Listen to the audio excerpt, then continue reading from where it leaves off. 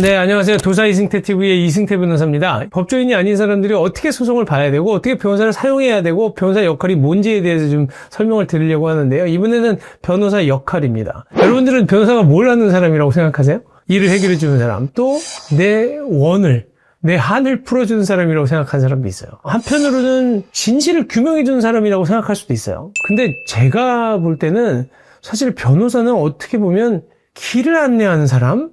이 정도로 저는 생각을 합니다. 여러분이 생각하는 거랑 조금 다를 수도 있는데, 왜냐하면 어떤 분들은 이제 변호사한테 오시잖아요. 그러면 제일 먼저 많은 얘기를 다 들어주기를 원하시는 분도 있어요. 내가 선임하는 변호사가 슈퍼맨이기를 원하시는 것 같아요. 감정적인 부분에 대한 카운셀링도 해주셔야 되고, 사건을 해결도 해주셔야 되고, 또 법원에 우리 의견을 전달해 주기도 해야 되고, 그리고 또 내 대신 싸워줘야 되기도 하고, 어떻게 보면 변호사의 역할을 어디에다 방점을 찍어서 보느냐에 따라서 비슷해 보이기도 하고, 같은 말 같기도 하지만 조금씩 다릅니다. 그게 무슨 얘기냐면, 이분이 나를 갖다가 부산까지 좀 데려다 달라, 이렇게 얘기를 하셨어요. 제가 내일 12시까지 부산에 가는 겁니다. 제가 오늘 낮 12시 여기서 떠나서 이제 걸어도 가야 되고 버스도 타야 되고 기차도 타야 되는데, 자꾸 이분이 자기 고집을 부려요. 그리고 자기 얘기를 많이 들어주기를 원해서 계속 듣기는 있는데, 이분이 자꾸 자기 옛날 살아왔던 얘기, 힘들었던 얘기를 확 하시면서 하는 얘기가, 자기는 기차를 타지 못하겠다,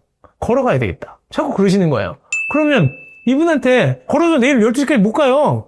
그러면 설득을 시켜야 되잖아. 여기서 이렇게 가시면 안 되고 기차를 타셔야 되는데, 그러려고 그러면 돈이 들더라도 KTX를 타시는 게 좋습니다. 그랬더니 이분이, 나는 정말 기차가 싫어서 그러니까 꼭 버스를 탔으면 좋겠다, 아니면 저기 걸어갔으면 좋겠다, 가는 과정에서도 여러 가지를 많은 것들을 요구를 하시면 그게 이분한테 부합되는 거라고는 따라가 주는 게 맞지만, 그 시간에는 절대 원하시는 그 12시에 부산에 어디까지 갈 수가 없어요. 비용도 한정이 있고. 그렇다 그러면 여기서 어떻게 하는 게 맞는 거냐.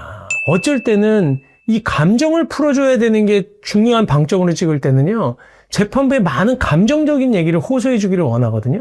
근데 소송이라고 하는 건 분명히 명백하게 증거를 세워서 내 주장, 내가 말하고 있는 주장이 옳습니다라는 것을 판사를 설득시키는 그런 게임인데, 거기에서 제가 억울한 얘기, 이분이 살아온 역사 얘기, 그리고 저 상대방이 나쁘게 했던 얘기, 그 거짓말했던 얘기, 이거를 써낸다고 해서 무슨 도움이 전혀 되겠느냐. 법원의 구조를 모를 때는 우리 의뢰인의 억울함 호소를 엄청 해내는 게 중요하겠죠. 하지만 그거는 소송에서는 아무런 의미가 없습니다. 이분이 살아온 가정환경이라든지, 이분이 어떻게 여기까지 왔는지, 그리고 왜 부산을 가야 되는지, 그거는 중요하지 않아요. 부산에 가는 게 중요한 겁니다. 대신 그렇다고 해서 왜 부산을 가야 되는지, 부산에 딸을 만나러 갔는지, 그 딸을 언제 잃어버렸던 딸인지, 그리고 그 딸한테 어떻게 해줘야 되는지, 이런 얘기가 중요할 수도 있겠지만, 법원은 기본적으로 부산 갈 겁니까 말 겁니까? 티켓 있습니까? 언제까지 도착했나요? 이걸 보는 거라는 거예요. 내가 주장하는 것을 입증하지 못할 거는 덜고 가야지 판사도 가볍습니다. 법원에서 판사가 제일 싫어하는 게 중복된 서면을 쓰고 증거도 없는데도 불구하고 주장하고, 그 주장을 넘어서서 이제 억지가 되는 거예요. 증거가 없는데 자꾸 저 사람이 내 물건을 훔쳐갔다라고 자꾸 주장하면 판사가 나에게 짜증내죠. 아니, 똑같은 소리를 10번, 50번, 100번 한다고 해서 그게 진실이 됩니까? 증거 갖고 오세요. 상대방이 그 사람을 죽였다는 것을. 그리고 그 사람이 내 물건을 훔쳐갔다는 것을 증거를 갖고 오세요. 이렇게 되는 겁니다. 근데 자꾸 그거를 오늘도 이번에도 저 사람이 나쁜 사람이고, 그래서 내 물건을 가져갔고, 이거를 하루에 매일 10장씩 써내보세요.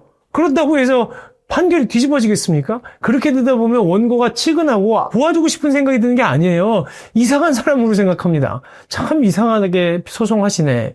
이분은 왜 이러실까? 왜 지금 주장 입증하셔야 되는데 왜 그럴까라고 얘기를 하는 거고, 그 옆에 있는 변호사가 말리고 달래고 일로 가시면 집니다. 지금 가시는 곳은 낭떠러지예요. 어떻게 보면 제가 가끔 그런 비유도 드는데, 앞을 잘 보지 못하시는 분을 모시고 제가 어느 길까지 가는 역할을 하는 것도 변호사의 역할이라고 볼 수도 있어요. 근데 이분이 자꾸 왼쪽으로 가려고 하는데 거기 낭떠러지인데? 큰일 나는데? 못 가게 해야죠. 근데 가시려고 그러면 잡아야죠.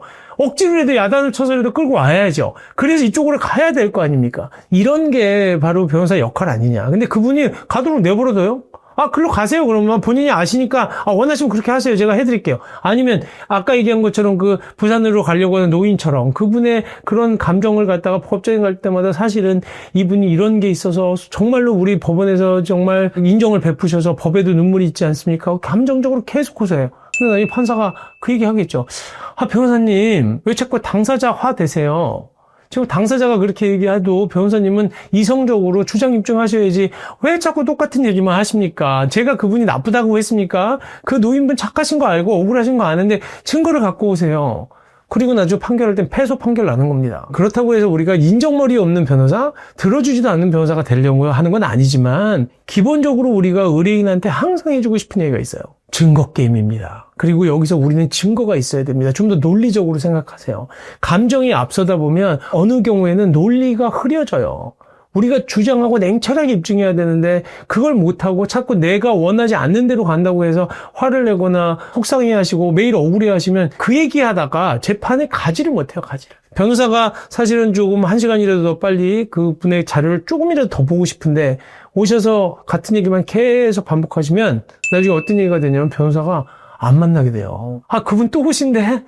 오시면 똑같은 얘기 또 하실 텐데, 또 울고, 또 힘들게 하시고, 본인이 힘들어하니까 우리도 힘들고, 해줄 수 있는 방법이 없잖아요. 변호사의 역할을 저는 거기에 방점을 너무 많이 찍으면 안 된다. 그러니까 우리는 좀 더 견제해드리고, 조정해드리고, 조율해드리고, 그리고 이건 길이 아니라고 카운셀링 해드리는 거죠.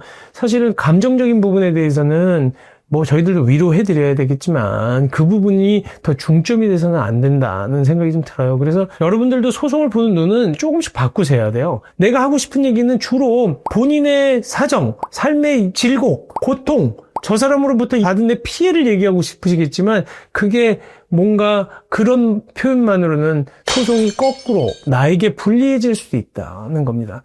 재판장이요. 기본적으로 몇백 건의 사건을 갖고 있어요. 최소한 200건 정도의 사건을 갖고 그거를 한 판사가 돌리는 겁니다.